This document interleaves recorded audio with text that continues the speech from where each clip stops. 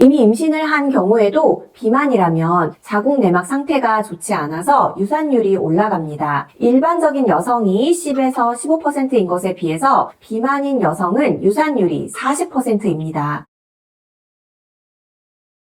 안녕하세요. 여성 전문 유리음 한의원 원장 오유리입니다. 오늘은 비만에 대해서 이야기해 보려고 합니다. 비만이라고 하면 제일 먼저 보기에 뚱뚱하다라고 생각하실 텐데요. 오늘은 비만을 미용적인 문제로 바라보기보다는 체내에 지방이 비정상적으로 많이 축적된 질병으로 구분해서 이야기하려고 합니다. 과거에는 비만이 부의 상징으로 여겨지기도 했죠. 모두가 가난했던 시절에는 비만인 사람을 보았을 때 저 사람 경제적인 여유가 있는 사람인가 보다 라고 생각했습니다. 또한 비만인 여성을 두고 아기를 잘 낳을 것 같다는 편견도 있었죠. 우간다라는 나라에서는 현재도 비만을 부의 상징이라고 여기고 있다고 하는데요. 우리가 은행에서 대출을 받을 때 신용을 평가하기 위해서 그 사람의 직업이나 밀린 카드값이 있는지 확인하는 것과 다르게 과도한 비만 그 자체가 신용이 있다고 판단한다고 합니다. 비만 프리미엄이 있다고 하네요. 하지만 현재는 먹을 것이 부족하지 않고 언제 어디서나 유튜브를 보면서 운동을 할 수 있는 시대다 보니까 비만인 사람은 자기 관리가 부족한 사람이라는 인식이 있습니다. 임신을 해야겠다라고 마음을 먹었다면 임신과 비만이 얼마나 상극인지 아셔야 합니다. 실제로 임신 실패 원인 중 비만이 차지하고 있는 사례들이 너무나 많기 때문인데요. 그 이유는 무엇인지 알아보겠습니다. 첫째, 여성질환 발병률이 올라간다. 비만은 배란장애 및 불임과 연관된 다낭성 난소증후군, 자궁 내막암의 발병률을 높입니다. 또한 신경 내분비계에 변화를 줘서 난소의 배란 기능을 저하시키고 결과적으로 임신 가능성을 낮추게 됩니다. 둘째, 유산 확률을 무려 3배나 증가시킵니다. 이미 임신을 한 경우에도 비만이라면 자궁 내막 상태가 좋지 않아서 유산율이 올라갑니다. 일반적인 여성이 10에서 15%인 것에 비해서 비만인 여성은 유산율이 40%입니다. 심지어 고도비만 이상일 경우에는 태아 조기 사망률이 3배에서 4배가 올라갑니다. 과도한 체지방량으로 인해 자궁 내막의 혈관 신생이 잘 되지 않아서 내막이 불량해지고 그로 인해 착상력이 떨어져 유산으로 이어지는 것으로 보입니다. 이러한 내막 구조로는 애초에 초기 착상이 안 되는 경우도 많기 때문에 난임으로 이어지기도 하고요. 셋째, 임신성 당뇨병이 증가합니다. 최근 임산부 중 25%가 임신성 당뇨병 진단을 받는 경우가 많습니다. 이 중 비만 여성에게 3배에서 5배 더 많이 나타났습니다. 임신성 당뇨병이란 임신 전에는 발견되지 않았던 당뇨병이 임신 중에 처음 발견되는 경우를 말하는데 이 병은 임신 중 태아 사망률을 높일 수 있고 산모에게는 임신 중독증이 생길 확률이 2.75배가 높으며 양수 과다증이 생길 수 있습니다. 넷째, 시험관하기 시술 성공률이 낮습니다. 비만 여성의 경우는 난자 치치수가 적고 배란 유도 실패율도 올라갑니다. 지방은 유사 호르몬 역할을 하게 되는데 과도한 체지방량을 가지게 되면 호르몬 대사에도 이상이 생길 수 있습니다. 따라서 호르몬의 정상적인 분비와 대사가 중요한 임신 문제에 난포 성장과 배란이 어려워지기 때문에 난임이 심화됩니다. 다섯째, 출산 시 위험이 증가합니다. 출산 시 자궁촉진제 투여에 의존한 유도분만율이 높으며 제왕절개 수술 시에도 출혈량,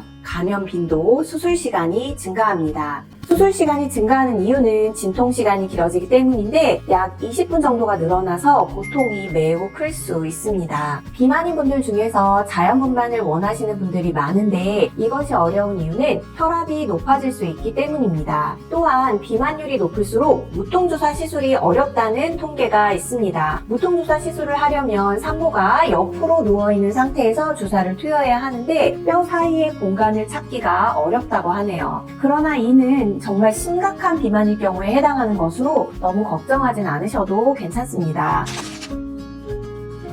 네, 이 질문도 굉장히 많이 받는 질문입니다. 먼저 비만의 정의를 보면 체질량 지수와 체지방률로 각기 다른 기준을 가지고 있는데 체질량 지수로는 2.5 이상인 경우 그리고 체지방률로는 여성의 경우 30 이상일 때를 말합니다. 이 중에서도 특히 고도비만인 분들이라면 체중 감량이 필요하실 것 같고 남들이 봤을 때 조금 통통하다라는 정도라면 너무 스트레스 받지 않으셔도 될 것 같습니다. 지금까지는 주로 여성의 비만에 대해서 대해서 이야기를 했는데요. 남성이 비만일 경우에도 마찬가지로 임신에 좋지 않습니다. 건강한 정자를 만들지 못하기 때문이죠. 임신 준비 중이라면 부부 중 한 사람이라도 비만일 경우 생활 습관을 바꿔보시기를 추천드립니다.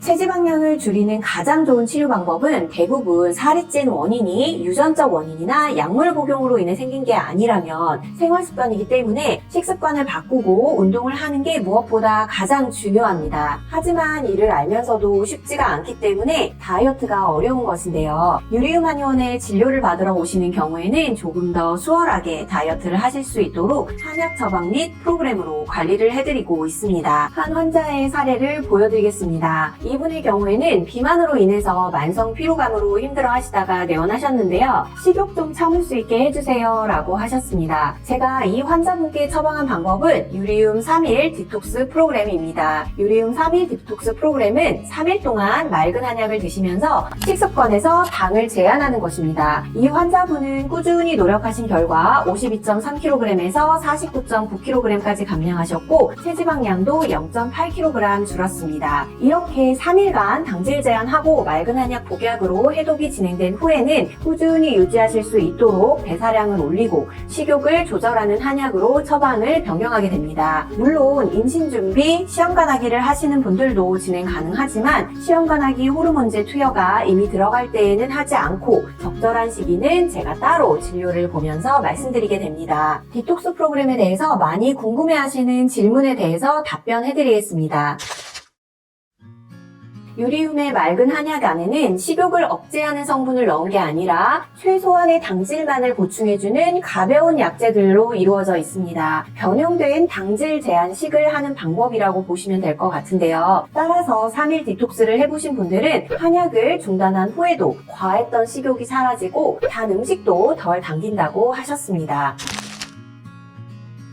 저체중을 위한 프로그램도 있습니다. 체지방이 너무 적으면 생리불순이 심해지고 난포 성장이나 배란 장애가 생기기도 합니다. 너무 심한 다이어트를 오래 한 분들 중에 조기 폐경을 진단받았던 사례도 있습니다. 그래서 저는 저체중, 정상 미만의 체지방인 경우에는 적절한 체지방을 확보하고 수분과 단백질량 등을 보충할 수 있도록 건강을 위한 한약을 처방합니다. 한약을 먹으면 살찐다 라고 생각하시는 분들도 간혹 계시는데 소화 기능을 올리고 대사를 촉진하면서 입맛을 돋구는 한약이 있고 반대로 다이어트 한약처럼 식욕을 가시게 하고 운동한 것처럼 몸을 항진시키는 처방도 있죠. 그래서 본인에게 맞는 처방을 복약하는 건 매우 중요합니다.